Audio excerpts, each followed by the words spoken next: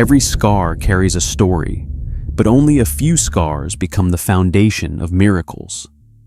What began as a single act of faith by a boy too small to be noticed would soon ripple across his family, his school, and his town, proving that broken things can still save lives. Keep watching to see how this unfolds, and don't forget to like, subscribe, and tell us in the comments which part touched you most and the place you're watching from. The fairgrounds of Willow Creek buzzed with life that afternoon, bursting with shouts from vendors clinking bottles of soda and the shrill cries of children tugging at their parents' hands toward rides and cotton candy. The air smelled of roasted peanuts and hay, but none of that sweetness reached the far corner where old cages lined a dirt path like discarded relics. Here, silence pressed heavier than laughter, and people walked faster, eyes sliding away from what waited in those cages, animals no one wanted anymore. Some were too old, some too scarred, and some simply broken by the world's indifference. In the middle of this forgotten place stood Ethan Miller, 12 years old, thin as a cornstalk, his brown skin catching the sunlight, his hair a soft cloud cropped close. He clutched a dented coffee tin with both hands, the kind that rattled each time he shifted full of crumpled bills, birthday coins and savings scraped together over months. Around him, voices whispered too low to stop him from hearing. Look at him, what's he think he's buying a miracle? That mutt's half dead already, a fool and his money. The words slipped like thorns into his ears, but Ethan didn't move. He kept his chin tucked, eyes locked on the worn German shepherd, curled in the shadows of a cage that looked too small for his frame.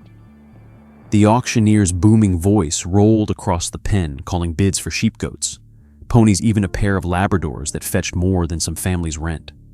Each animal left in a flurry of raised hands money, flashing laughter echoing. But when the handler dragged out the shepherd, silence fell like a heavy sheet. He was large yet frail, his ribs showing through a patchy coat, one ear pointed the other, drooping lifelessly.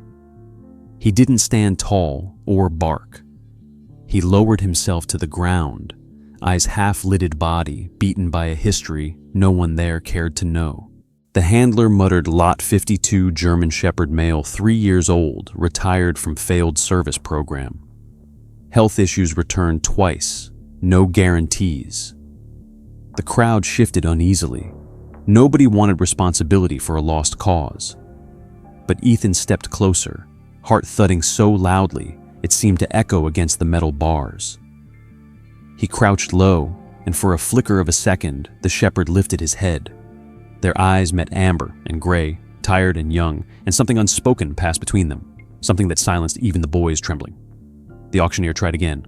$100, no, 75, 50. No hands rose. Laughter stirred again, a cruel hum rolling over the group. Ethan's hand shot up. 50, he said. The crowd turned incredulous. Kid, you don't want that one a man in a straw hat called. He's done for. Another laughed, waste of good money. Ethan's grip tightened around the coffee tin. With trembling fingers, he twisted off the lid, pouring the contents into his palm, sticky coins, wrinkled bills. 2 silver $half his father had once pressed into his hand before the accident that took him away. He counted each piece carefully, his breath shallow, then lifted his chin. "This is all I have," he told the auctioneer. The older man hesitated, wiping sweat from his brow as his booming voice softened. "You sure, son?" Ethan nodded firmly. "He's not broken. He's just waiting." The words hung heavy, wrapping themselves around the silence until the auctioneer slammed the gavel. "Sold to the boy in the blue hoodie." Gasps and murmurs rippled through the crowd. Some mocked, some pitied, others simply shook their heads. But Ethan didn't hear them anymore. The handler unlocked the cage and thrust the leash into his hand. Ethan took it as though it were spun of gold. Slowly, painfully, the dog stood and stepped out, swaying on weak legs. He pressed his side against Ethan's just enough to steady himself, and the boy's heart surged with something fierce and unbreakable. Behind him, his grandmother Clara, silver-haired with eyes sharp as glass, whispered, "Looks like you both found each other." They walked away from that corner together, the crowd fading into nothing, the laughter dissolving into dust kicked up by their steps. The fair continued its wild buzz, but for Ethan, the world had narrowed to the leash in his hand and the quiet weight of a life leaning on him. He glanced down, whispering, "Your name's Valor now, and I'll never let you be thrown away again." The dog's ear twitched, and his tail gave the faintest of thumps, a promise made and sealed. That night, as Clara's old truck rattled over gravel roads, Ethan sat in the back with Valor's head heavy on his lap. He stroked the dog's coarse fur with a gentleness that belied his years. The coffee tin lay empty on the floor, but Ethan's chest brimmed with something new. Clara glanced in the mirror, catching the sight of her grandson's small hand wrapped protectively over a dog that the world had dismissed as useless. She didn't speak, but her heart ached with a mixture of pride and worry. She knew promises like this came with costs. Ethan whispered to the tired shepherd as the truck bumped along. "We'll figure this out together." Valor shifted, exhaling deeply, as though the boy's words had reached a place no one else had bothered to touch.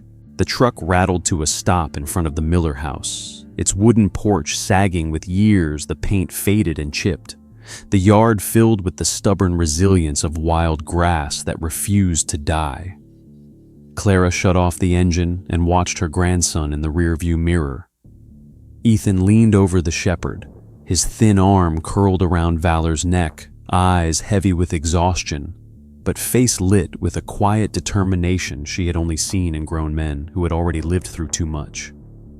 She did not say anything, just opened the door and let the gravel crunch under her shoes as she walked toward the barn at the edge of the property.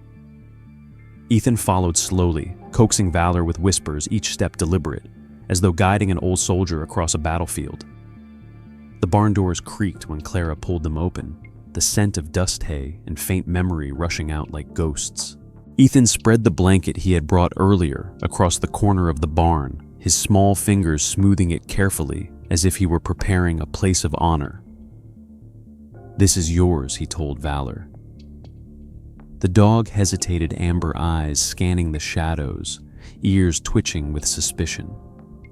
But when Ethan knelt and patted the blanket again, Valor limped forward and lowered himself down, curling into the fabric, as though claiming something he thought he had lost forever.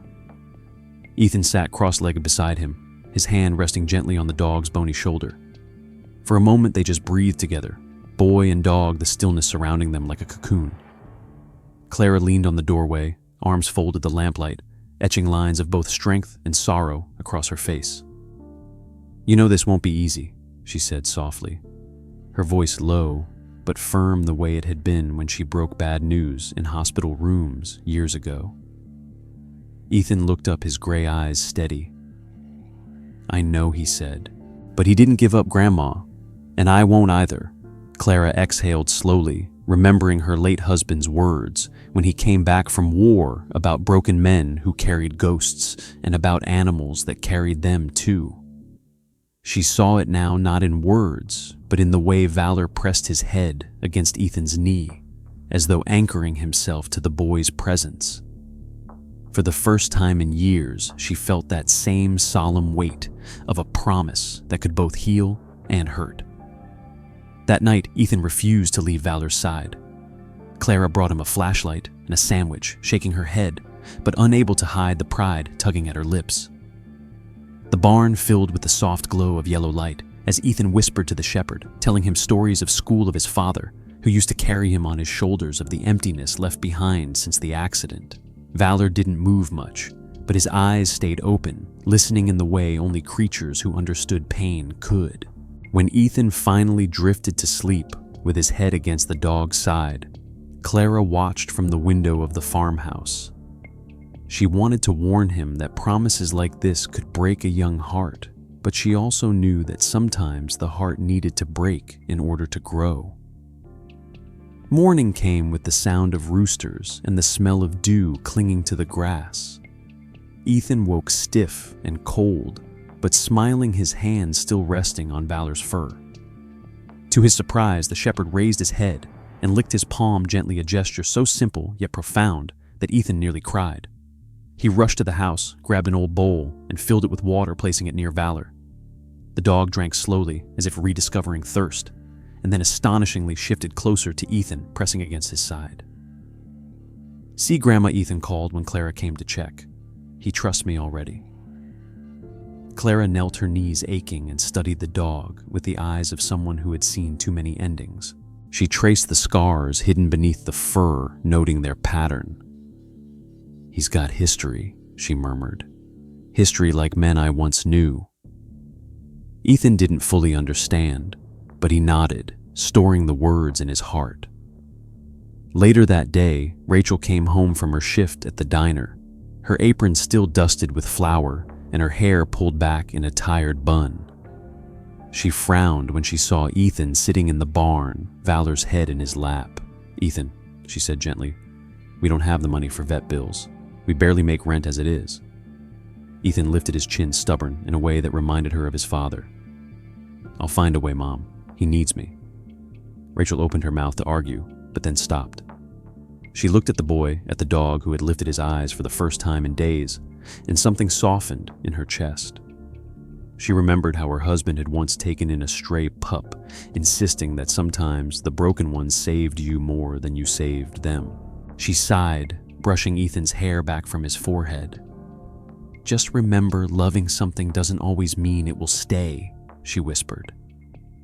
Ethan nodded but didn't let go of Valor. As the days passed, Ethan spent every spare moment in the barn. He read books about dogs from the library, learned about nutrition, and begged scraps of meat from the diner where Rachel worked. Slowly, Valor began to respond, lifting his head when Ethan entered, eating a little more each day, and even wagging his tail faintly when Ethan spoke. It wasn't much, but for Ethan, it was everything. He felt as if he had unlocked a door into the dog's silent world, one step at a time. Clara noticed too, though she didn't say it aloud. She caught herself humming while hanging laundry, something she hadn't done in years because there was hope stirring again under her roof. The morning after those first days of caring for Valor, Ethan woke before the sun fully rose, his body sore from nights spent curled up in the barn, but his mind sharp with purpose. He fed Valor what scraps he could gather, stroked the dog's patchy fur, and whispered promises he didn't yet know how to keep.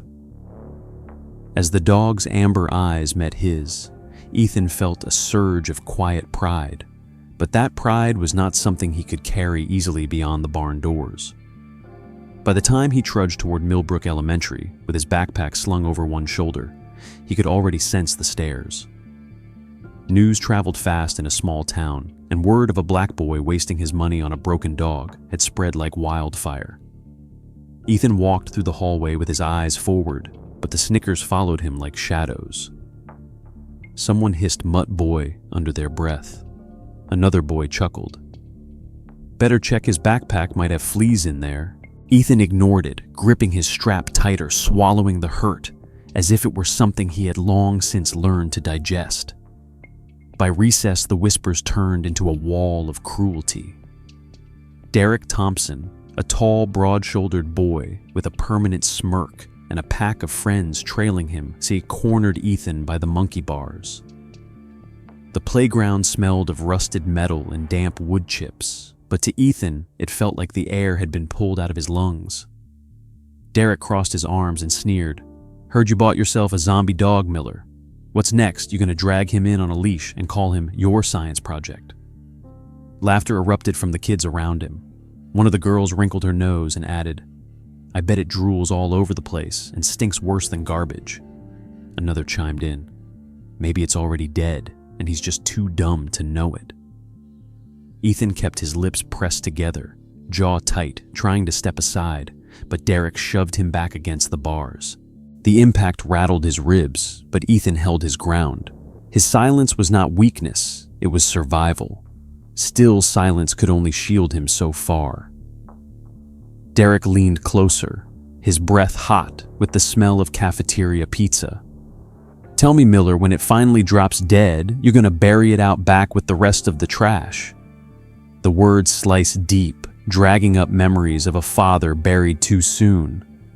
A mother breaking herself at double shifts, and a grandmother whispering warnings about promises that could break hearts.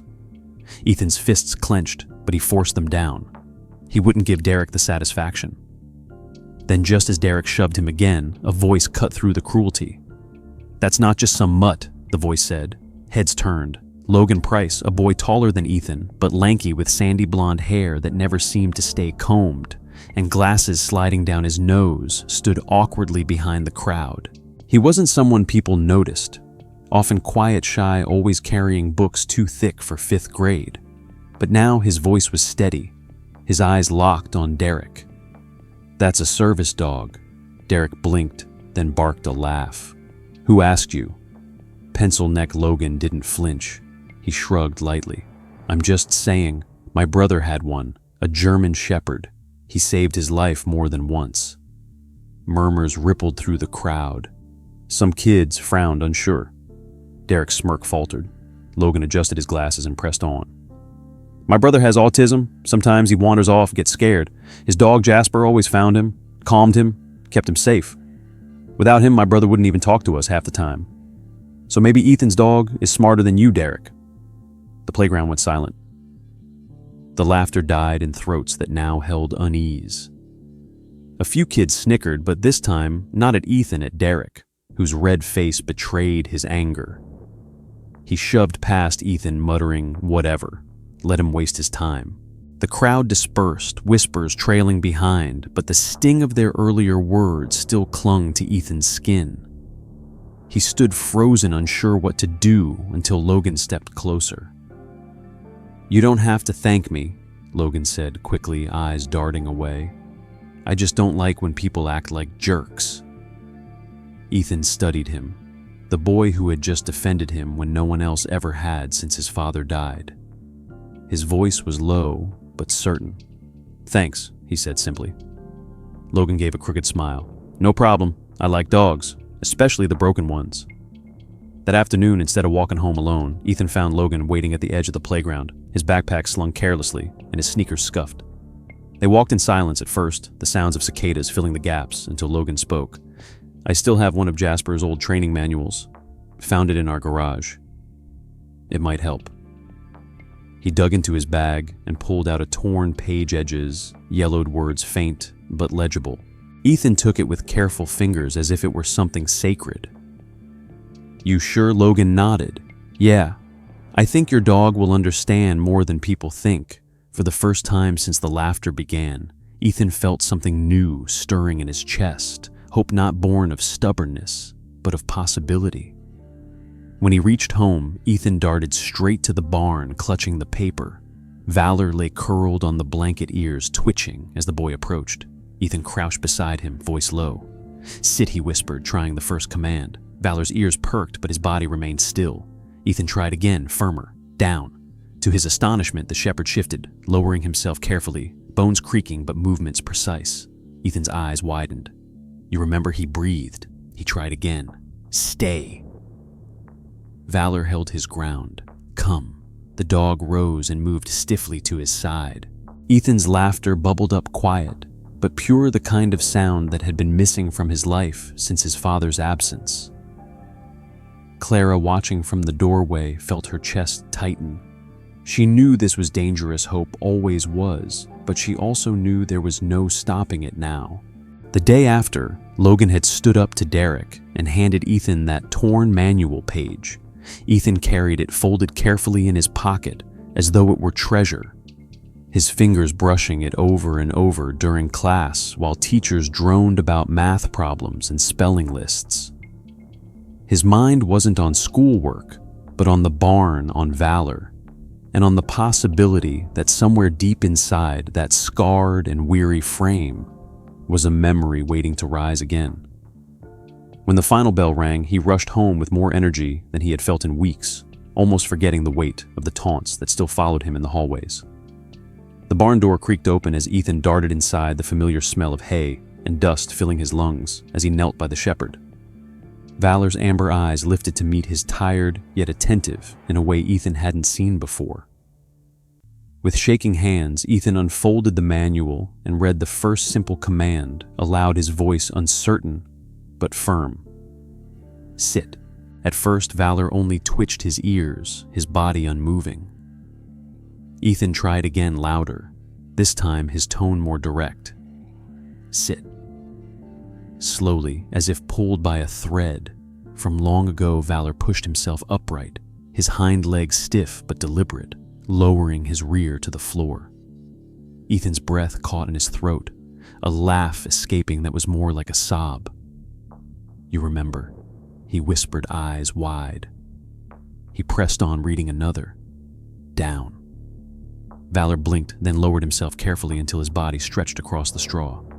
Ethan's chest filled with wonder, the paper trembling in his fingers as he tried the third. Stay. He stepped back, half expecting the dog to slump back down, but Valor remained motionless, his gaze fixed on the boy with a focus that seemed unearthly.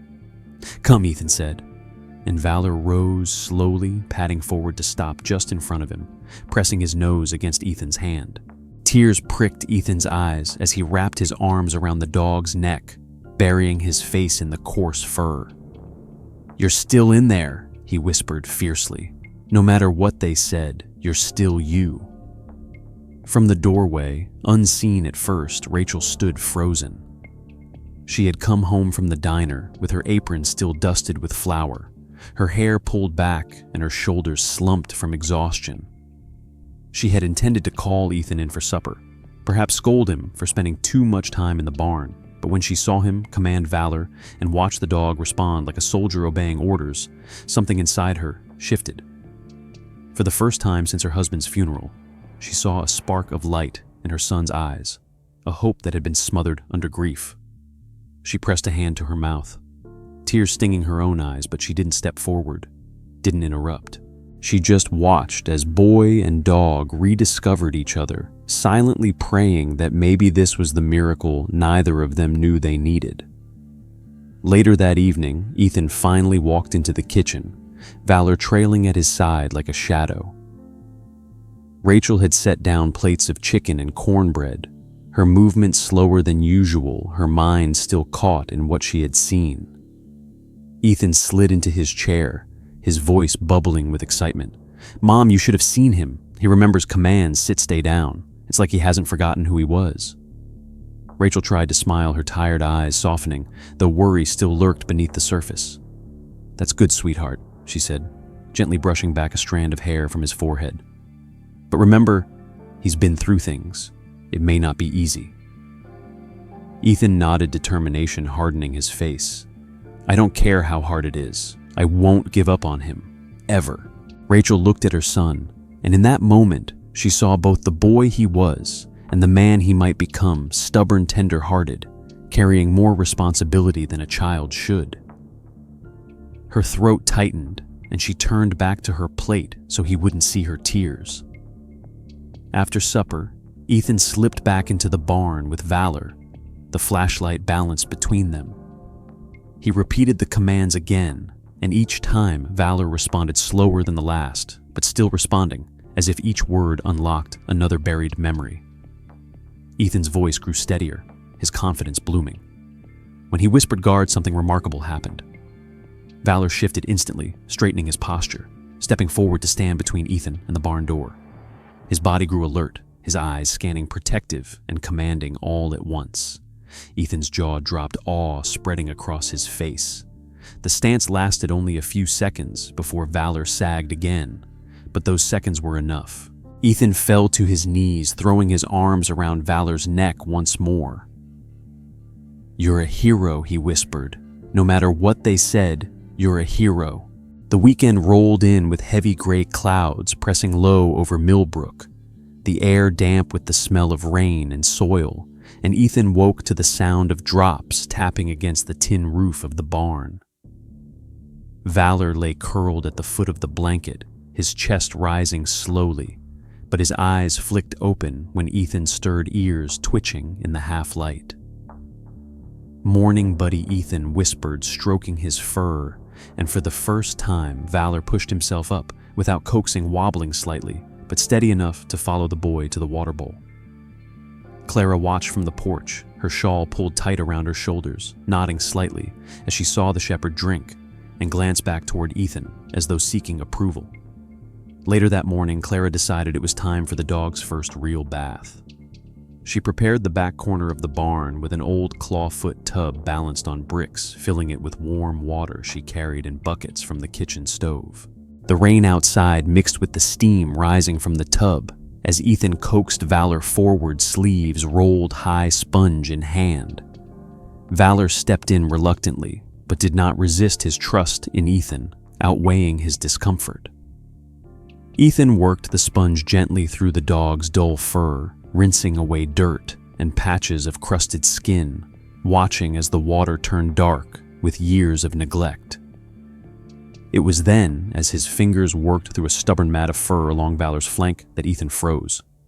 His hand brushed against raised ridges, etched deep beneath the coat lines of scar tissue crossing in patterns no ordinary accident could have caused.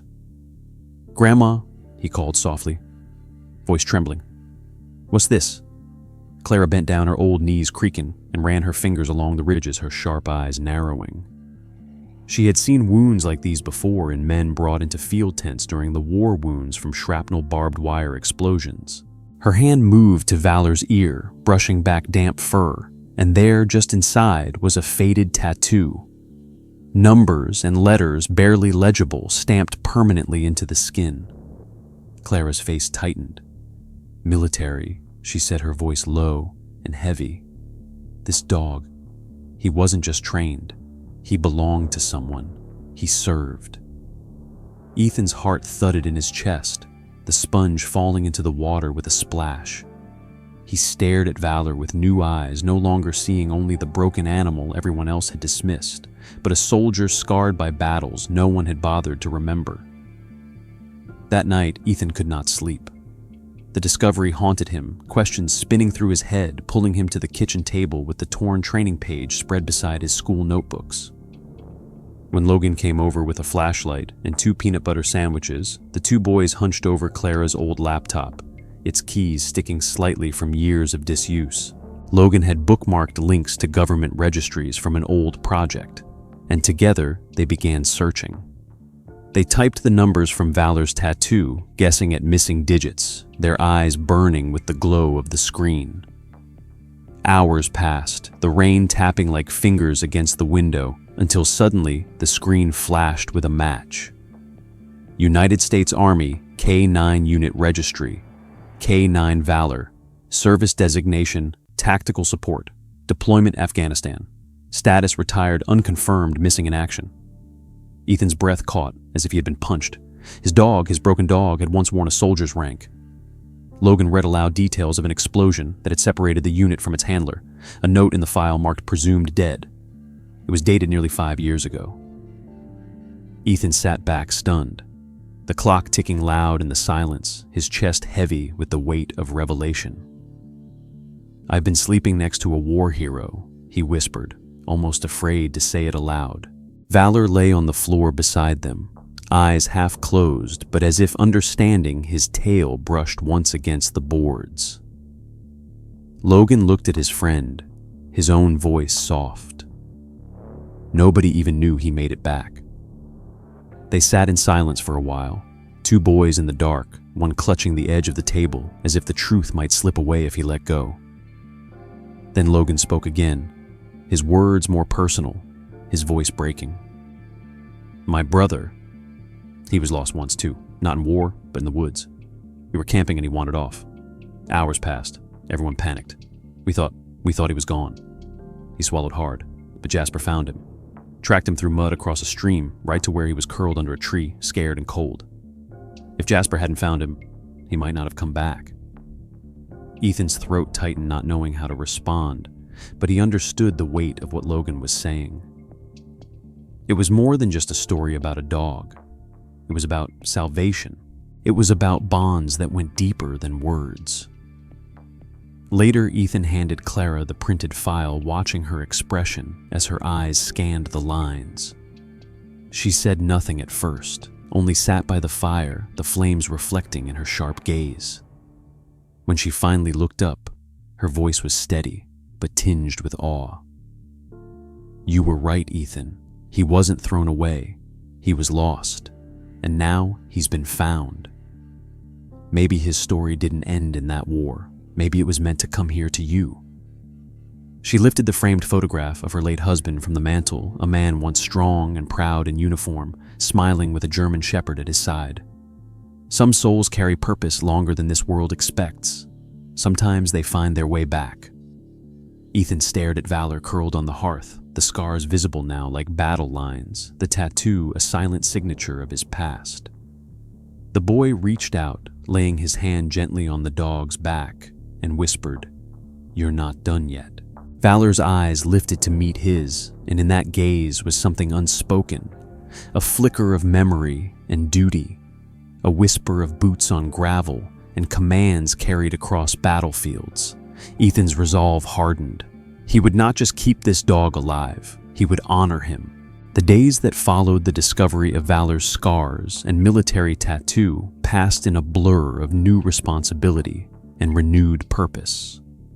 Ethan no longer saw the dog as a rescued stray, but as a soldier carrying a past filled with secrets and sacrifice. And he carried this knowledge with pride, though it weighed heavy on his young shoulders. Logan came by more often.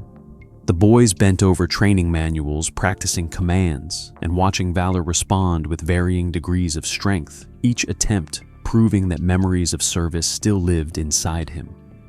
Clara observed with quiet approval, though her warnings of heartbreak lingered, and Rachel, exhausted from endless shifts, allowed herself the smallest of smiles whenever she caught glimpses of her son running across the yard, with Valor hobbling after him, the boy's laughter carrying a tone that had been absent for too long. Yet the storm that was to test them all brewed quietly, unseen, until the night it struck. The wind howled against the farmhouse windows, rattling the panes like a restless spirit. Rain pounded the tin roof of the barn, the sound mixing with the occasional roll of thunder that shook the very earth. Ethan lay half asleep on his bed. Valor curled at his feet, the warmth of the dog's presence a steady comfort against the chaos outside. It was just after 2 a.m. when Valor jolted awake, his body stiff, ears pricked forward, eyes sharp and alert. He let out a low growl that grew into a thunderous bark, so sudden and fierce that Ethan bolted upright, heart pounding. "What is it, boy?" he whispered, but Valor was already on his feet, rushing to the window, barking at something beyond the glass. Ethan stumbled to the side and peered out into the night. His breath caught in his throat as he saw the orange glow flickering through the trees. At first he thought it was lightning, but then the glow grew brighter, hotter, spreading into wild tongues of flame, licking up the side of the Harper family's house down the road. Smoke poured into the night sky, twisting into black columns that mingled with the storm clouds above. Mom Ethan cried, racing into the hallway. Rachel was already stumbling from her bedroom, Clara following with her robe pulled tight. Rachel grabbed the phone, her voice urgent as she called the fire department, while Ethan threw on his shoes.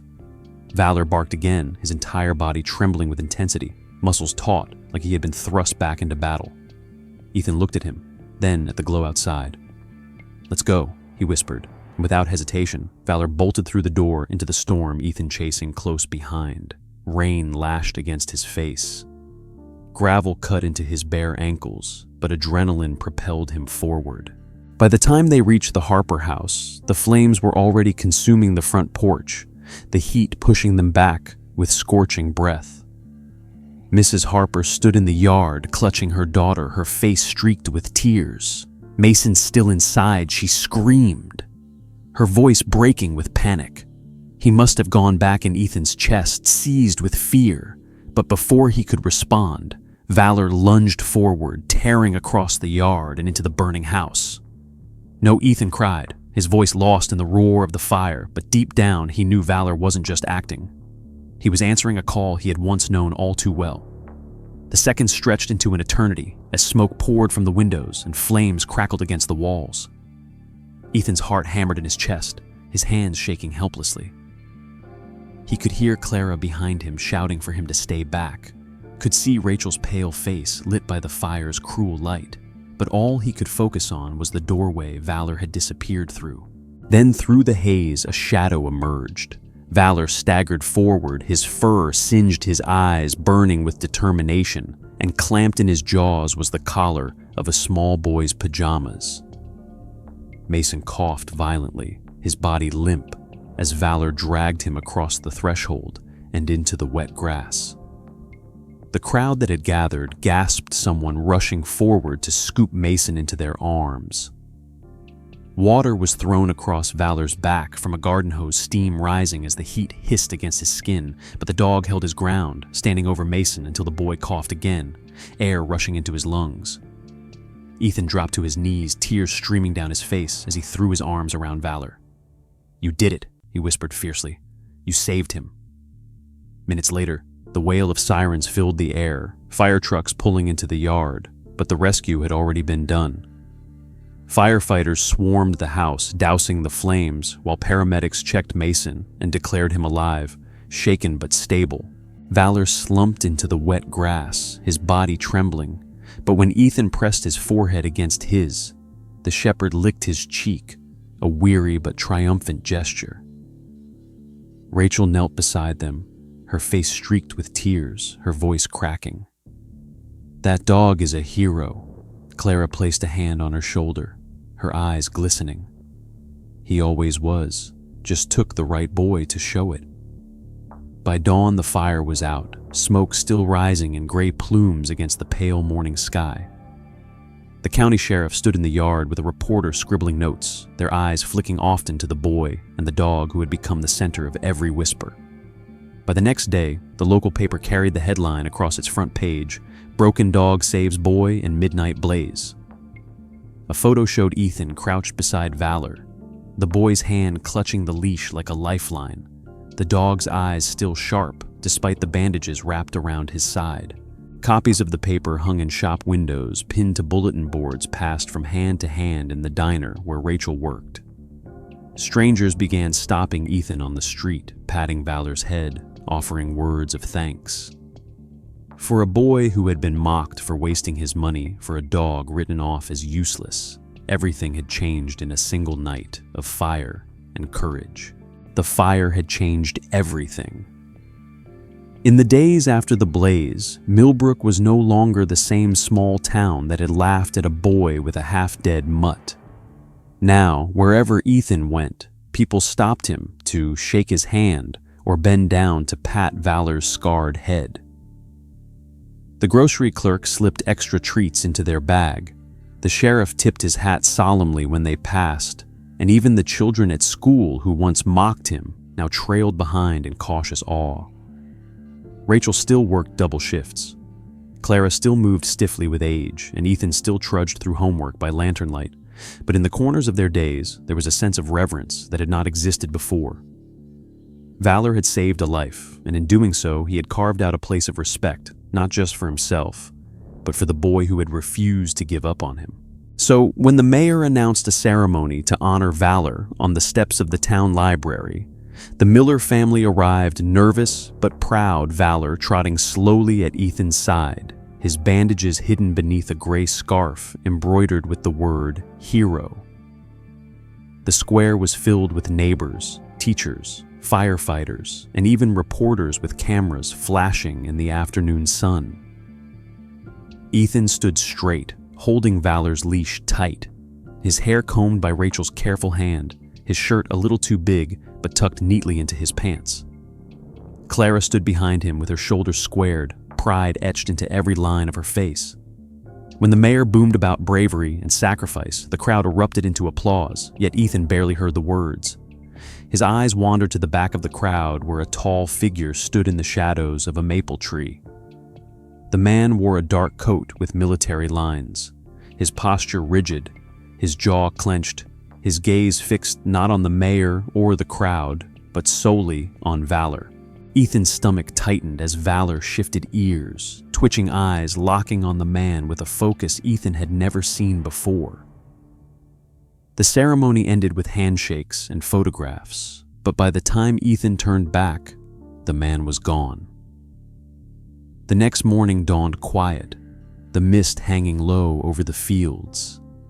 Ethan sat on the porch swing with Valor's head resting on his lap, when Clara's voice called from the kitchen window. "Someone's at the gate." Ethan looked up and froze. The man from the ceremony stood at the end of the gravel path. He wore an old army jacket over jeans boots scuffed, but polished his cap tucked under one arm. He did not move forward until Ethan rose, Valor pushing himself stiffly to his feet, ears alert. The man stepped forward slowly, his voice low but steady. "My name is Captain Daniel Hayes," he said, his eyes never leaving the dog. "I served in the K-9 Corps, and I believe that's my dog." Ethan's breath hitched, the leash tightening in his grip. Valor stood frozen, then took 3 steps forward, trembling, his tail lowered, his body tense with recognition. Hayes crouched down carefully, holding out his hand but not reaching, his voice breaking. "Shadow," he whispered, "you found your way back." Valor whined low in his throat, then pushed his head against the man's chest, his body shaking as Hayes wrapped his arms around him, eyes brimming with tears he fought not to shed. Ethan's heart lurched, the fear of loss stabbing deep. Are you here to take him?" he asked, his voice small, almost broken. Hayes lifted his gaze, steadying himself before answering. "No, son. He's chosen you now. I just came to thank the boy who gave my partner back his honor." Rachel had stepped onto the porch, her apron still on her hands, clasped tightly as she watched, and Clara moved closer, protective but silent. Hayes sat on the porch steps with them, Valor pressed between his knees as he began to speak. He told them about Afghanistan, about nights filled with sandstorms and silence, broken only by gunfire, about a dog that seemed to sense danger before it happened. "He saved me," Hayes said softly. "Pulled me from a burning vehicle after a roadside blast. Dragged me 50 feet across gravel while bullets flew. The last command I gave him was guard. He stood over me while I bled out, refusing to leave. Then he disappeared. They told me he was gone, missing in action." Hayes' hand rested on Valor's scarred ear. "I filed reports, searched every channel, but paperwork gets lost. Dogs are transferred, forgotten. After years, I thought he was dead." Ethan listened in silence, his heart torn between awe and dread. To him, Valor was not Shadow, not just a soldier's dog. He was family, his own salvation. Hayes must have read the fear in his eyes because he added, "He's old now. Not the same dog I trained. But he remembers me, and that means everything. Still, I can see how he looks at you. He trusts you. That's no small thing. He found himself a new mission." Ethan swallowed hard relief, mingling with gratitude. "Rachel," her voice soft, said, "Then you won't try to take him?" Hayes shook his head. "No, ma'am. He belongs where he's needed. And right now, that's here." That evening, Hayes stayed for dinner, sitting at their worn wooden table as Rachel served chicken pot pie. He spoke of guilt, carried like armor of soldiers who returned while others never did, and Clara shared stories of her late husband who had come home from Vietnam with the same haunted eyes. "Some animals," she said quietly, passing him the lemonade, "are angels with fur. They don't always stay with the ones who train them, but they always show up where they're needed most." Hayes nodded, wiping at his eyes, his hand resting on Valor's back. Before leaving, he knelt once more, pressing a patch into Ethan's hand. This was his, Hayes explained. His original insignia. Keep it. It belongs with him. As he walked down the driveway, his silhouette fading into the mist, Ethan stood with Valor beside him, the patch clutched to his chest, a quiet peace settling over him. The days after Captain Daniel Hayes' visit felt different in Millbrook, like the whole town was holding its breath in recognition of something greater than itself. Ethan walked to school with Valor at his side, the old shepherd moving slowly but with dignity, and for the first time, no one dared to laugh. Kids whispered, but their whispers carried awe rather than mockery, and Derek, who once shoved Ethan against monkey bars, lowered his gaze and walked the other way. Rachel noticed the change too when strangers stopped her at the diner, asking about the boy and the dog who had saved a neighbor from a fire and reunited with a soldier long thought lost. She had once feared the weight of caring for Valor would crush her son's spirit, but now she saw how it had given him a backbone of steel and a voice that mattered. Clara sensed it as well, humming hymns in the kitchen as she folded laundry, her mind alive with plans that stretched beyond her grandson's small shoulders. It was she who first suggested that they do more than just accept the town's gratitude. "That dog isn't the only one," she said one evening as they sat by the fire. "There are others out there, dogs who served, who gave, and now have no one. Maybe it's time this town remembered them too." Ethan's eyes lit with determination, and Rachel, though hesitant, knew there was no stopping it. Word spread quickly, and within a week, flyers appeared in shop windows, hand-painted signs tacked to telephone poles, and announcements made at Sunday services. A fundraiser would be held in the miller's yard beneath the old oak tree, a celebration of retired service dogs and a chance for the community to give back. At first, Ethan worried that no one would come, that people would still see him as the boy with the broken mutt. But when the morning arrived, the gravel road was lined with cars and the yard filled with folding chairs, tables of baked goods, and buckets of flowers. Rachel wore her best blouse, despite the exhaustion still etched into her face. Clara bustled about with oatmeal cookies and lemonade, and Ethan stood by Valor's side with a clipboard clutched nervously in his hands. Valor wore a soft bandana embroidered with the word "hero." His fur brushed his scars, visible, but no longer something to hide. Neighbors who once mocked Ethan now stepped forward with donations tucked into jars, cookies wrapped in napkins, and tears glistening as they reached out to pat Valor's head. The sheriff spoke a few words about bravery. The mayor shook Ethan's hand, and for the first time, Ethan felt not just seen, but respected. The most powerful moment came unexpectedly when Logan, shy and awkward, raised his hand to speak. He climbed onto the small wooden stage, his paper trembling, his voice cracking at first, but he pressed on with courage he had never known he had. "My brother has autism," he said, his eyes darting toward Ethan for strength. "And for a long time, he didn't talk. Not to me, not to my parents, not to anyone. But then he had a dog, a German shepherd named Jasper. And that dog gave him something no doctor or teacher could hope. He talked to Jasper before he ever talked to us." He laughed again. "He slept without nightmares. Jasper saved him the way Valor saved Mason, the way Valor saved this town." The crowd grew silent, the sound of birds in the oak branches louder than the breathing of hundreds of people. Logan's voice steadied. "We lost Jasper last year in a car accident, and my brother hasn't been the same. But when I see Valor, I see what Jasper gave us. And when I see Ethan, I see someone brave enough to believe in something everyone else gave up on. That matters, more than any of us admit." By the time Logan stepped down, men who had fought wars themselves were wiping their eyes, mothers were clutching their children, and the entire town seemed bound together by something deeper than pity or pride. The donation box overflowed, filled with bills and coins, notes of thanks, and even promises of volunteer time. Teachers brought crafts their students had made, shop owners pledged supplies, and the fire department donated equipment. Rachel stood watching, her heart swelling, as she realized the tide had shifted.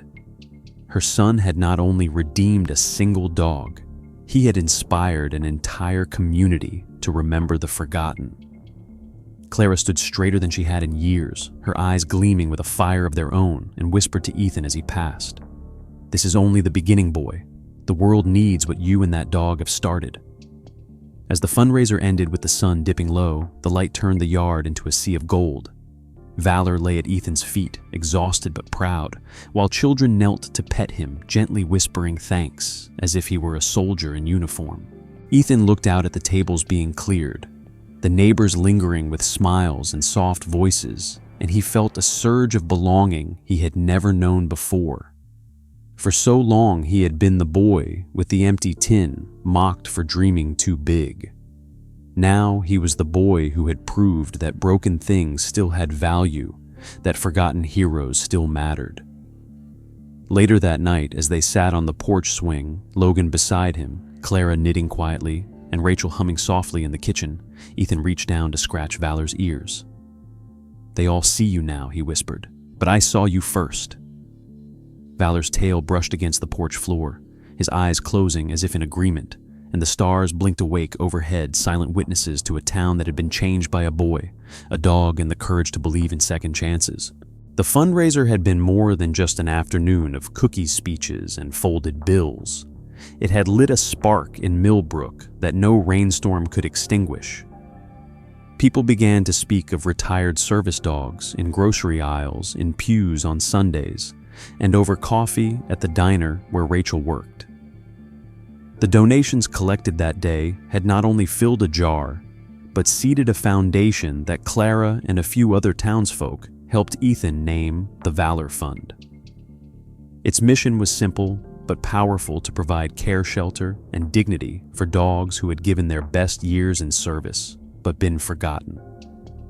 Flyers soon appeared in neighboring towns, word spread to county papers, and a ripple began that turned Millbrook into something larger than itself. For Ethan, the changes came not in grand gestures, but in quiet moments, seeing strangers bend down to pet Valor on the street, watching Logan walk a little taller after sharing his brother's story, and noticing how Rachel smiled more often, her exhaustion softened by pride.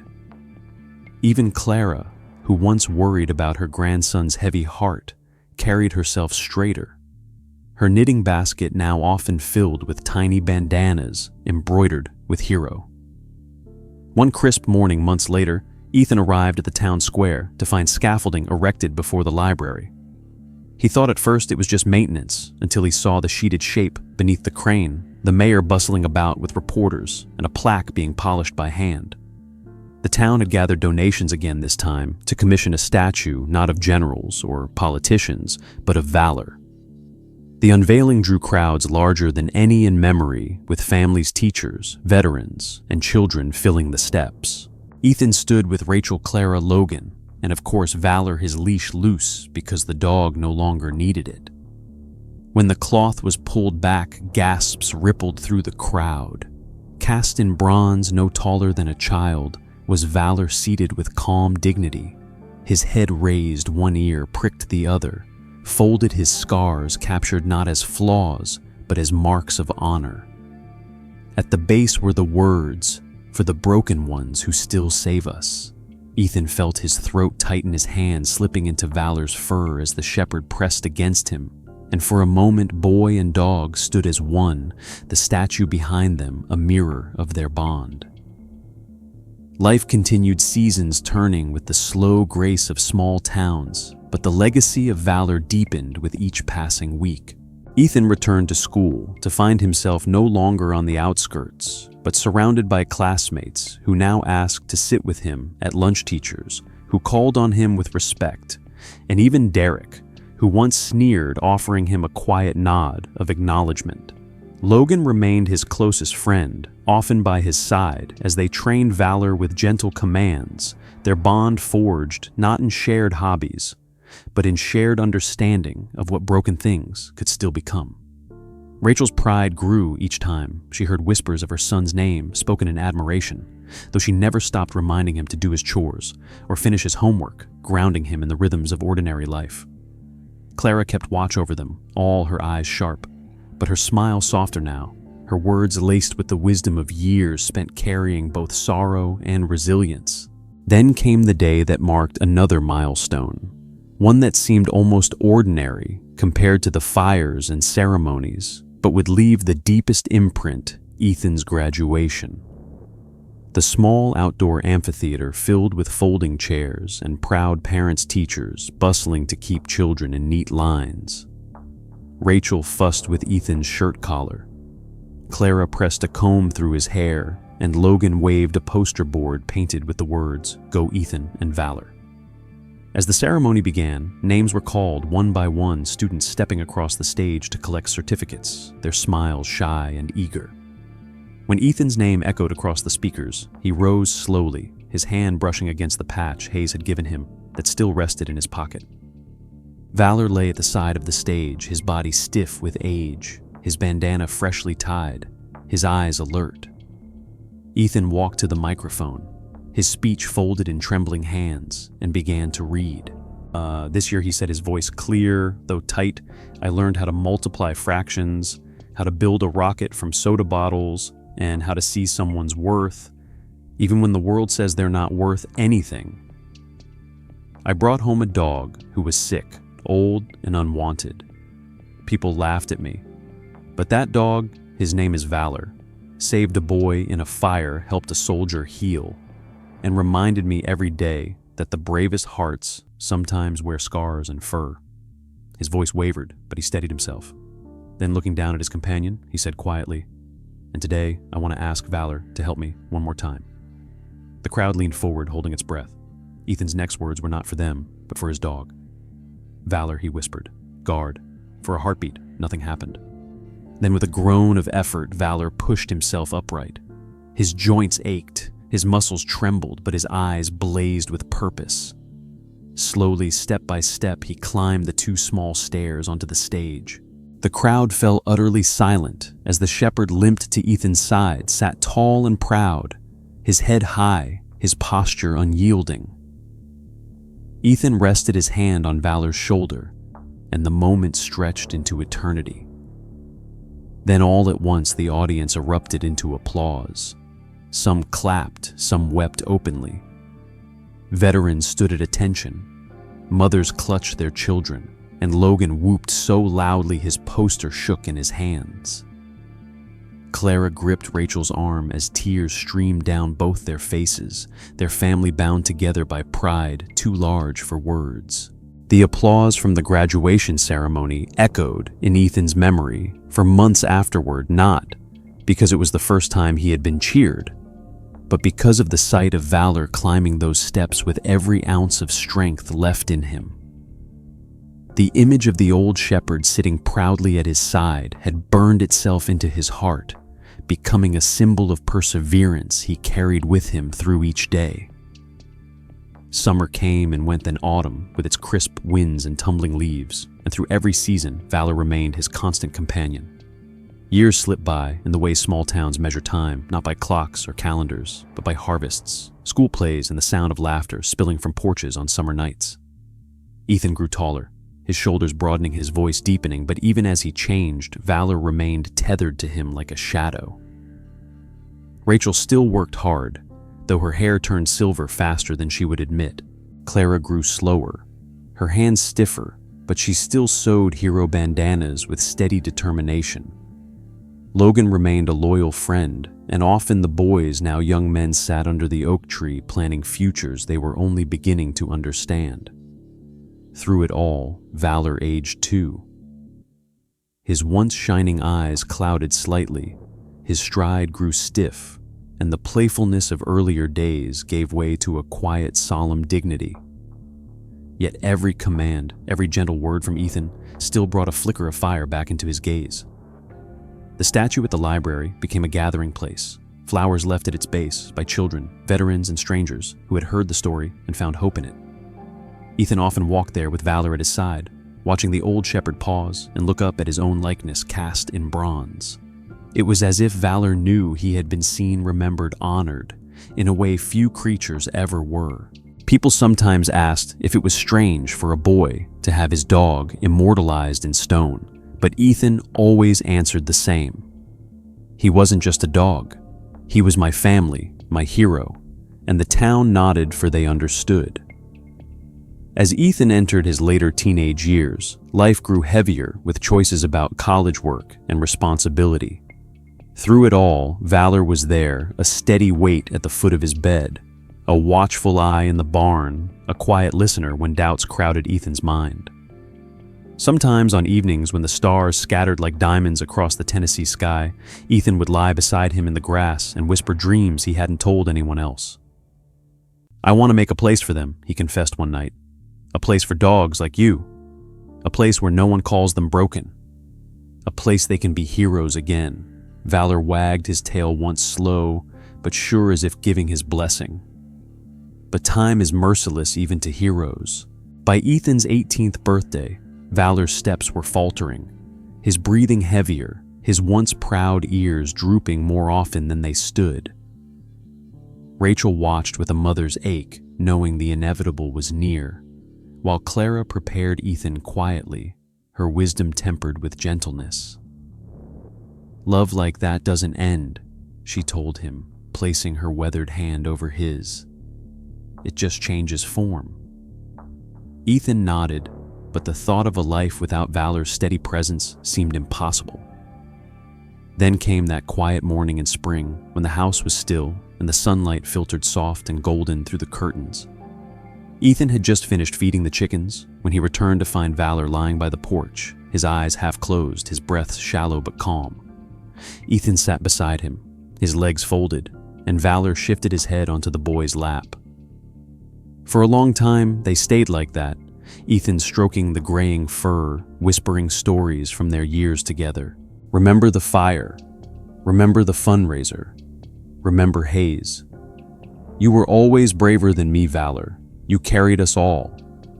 The dog's tail thumped faintly against the floor, once then stilled. His amber eyes lifted to meet Ethan's one last time, and in that gaze was gratitude, love, and a silent farewell. With a soft sigh, Valor's body relaxed completely, his spirit slipping away as gently as a candle flame in the wind. Ethan pressed his forehead to Valor's tears, spilling freely, his chest breaking with grief. Rachel came and wrapped her arms around her son Clara, standing behind them with tears in her eyes, whispering a prayer of thanks for the guardian who had watched over them all. Logan arrived later, standing quietly by the oak tree, his eyes red, but his posture straight, offering the kind of support only a true friend can give. They buried Valor in the field behind the barn, under the same tree where Ethan had once whispered promises of protection. A small stone was placed above the grave, etched simply with the word hero. For weeks, Ethan walked through life as if missing a piece of himself. The silence where Valor's presence had been louder than any sound. Yet as the grief softened, determination grew in its place. He remembered his promise, the dream whispered under the stars, and with the help of Rachel, Clara, Logan, and even Captain Hayes, who returned to lend his support, Ethan began to build something lasting. They cleared land, raised funds, and within a year, the Millbrook Sanctuary for service dogs opened its gates. Dogs retired from military police and rescue units came to live out their days in dignity, cared for by volunteers, loved by families remembered not for their scars, but for their service. On the wall of the sanctuary hung a plaque bearing Valor's insignia patch. Hayes' gift framed beside a photo of Ethan and Valor at the library statue. The town continued to thrive, and people came from far beyond its borders to see the place built from the love of a boy and a dog. Children played in the fields, veterans visited to share stories, and in every corner of the sanctuary, Valor's spirit lingered. Ethan, now older, still paused sometimes at the oak tree, resting his hand on the stone that marked his best friend's final resting place. "You kept your promise," he whispered often, "and I'm keeping mine." The years passed, but the lesson never faded. That broken does not mean worthless, that scars do not erase worth, and that sometimes the smallest voices, the boy with the empty tin, the dog no one wanted, can change the world when given a chance. Valor's story was no longer just Ethan's. It belonged to every soul who had ever felt cast aside, yet still carried a spark of purpose. Millbrook became known not for its size or wealth, but for its heart, a place where second chances were not only given, but celebrated. And at the library, children still sat at the base of the bronze statue, tracing the words etched there. "For the broken ones who still save us." The end. If this story touched your heart, don't forget to like the video and subscribe for more stories that remind us of the quiet courage in everyday life. I'd love to know what part of Valor and Ethan's journey stayed with you. Most, was it the fire, the reunion with Captain Hayes, or the final sanctuary built in his honor? Share your thoughts in the comments and tell us where in the world you're watching from. Your voice helps keep these stories alive.